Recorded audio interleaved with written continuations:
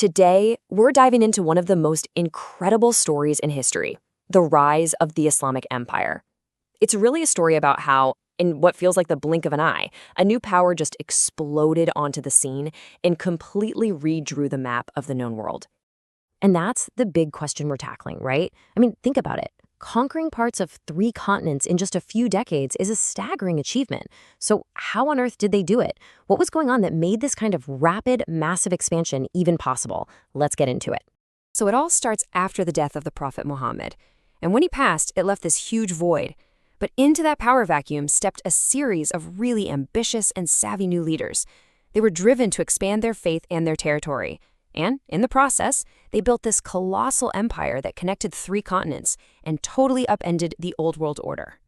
So, where did this all begin? You'd think a story like this would start with some huge show of force, but actually, it kicks off in a moment of real uncertainty. This is just an incredible before and after picture, isn't it? After the Prophet's death, the early Muslim community was kind of rudderless. They felt lost. But that power vacuum, it didn't last long at all. In just 20 years, that feeling of uncertainty was transformed into one of the biggest empires the world had ever seen. So the first Arab Muslim armies just burst out of the Arabian Peninsula, and they immediately went up against the superpowers of the day, the Byzantine and Sasanian empires. So how did they pull that off? Well, here's the key advantage. A lot of the Arab military leaders had actually served in those armies before. They knew their tactics inside and out. It's like they had the other team's playbook. Okay, so you've got all this land, but how do you actually run it? Military victories are one thing, but you need a government to hold it all together. And that led to something new, the caliphate. So what is a caliphate exactly? Well, think of it as the government that ruled over the entire Muslim empire. The leader was called the caliph, and he was seen as the successor to the Prophet Muhammad.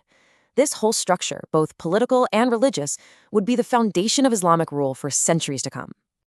And this wasn't just one single thing. We're talking about a series of 4 major dynasties that shaped the empire over hundreds and hundreds of years. First, you have the Rashidun, then the Umayyads, after that the Abbasid, and finally the Ottomans, who lasted for an incredibly long time. And it all kicks off with the Rashidun. They were based in the city of Medina, and they were led by the first 4 caliphs to succeed the Prophet. This period, right at the beginning, really laid the groundwork for everything that came next.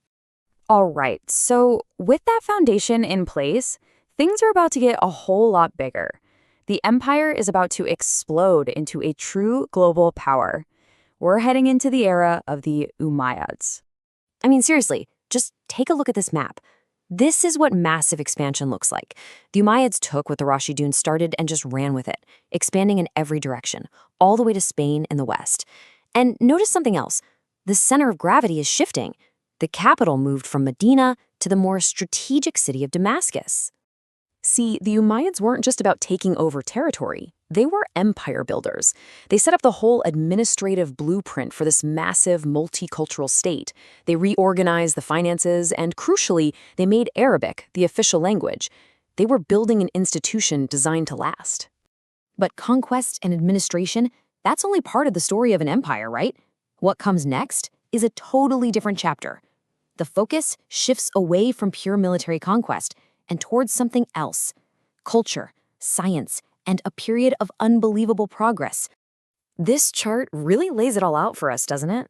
You can see the evolution perfectly, from the first successors in Medina to the huge expansion based out of Damascus, and now we get to the Abbasids in their brand new capital, Baghdad, the very heart of what would become a golden age.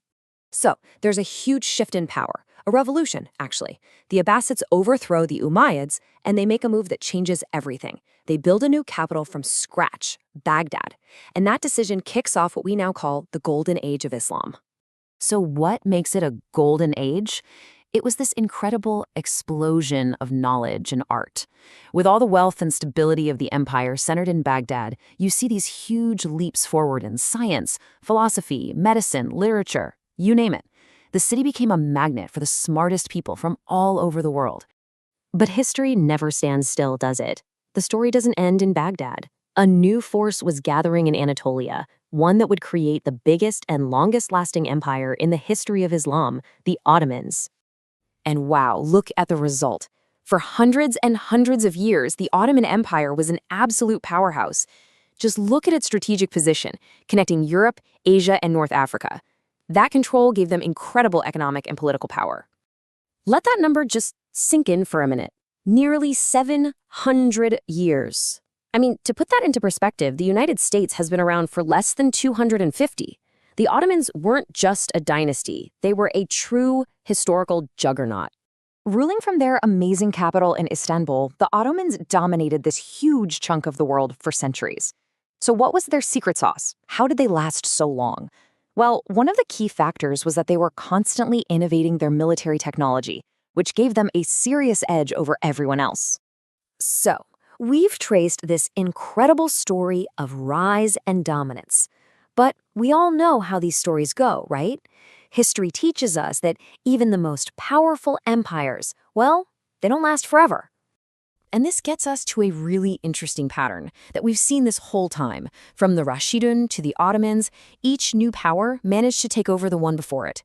So the big question is, why? What is it that lets a new power rise up and take down an old one?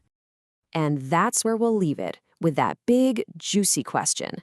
We've talked about all the reasons for the rise, the military genius, the strong leadership, the cultural innovation. But what about the flip side? What brings these giants down? Is it corruption from within, new threats from outside? Or is it just a natural cycle of history? That's the timeless puzzle of power, and definitely something to think about.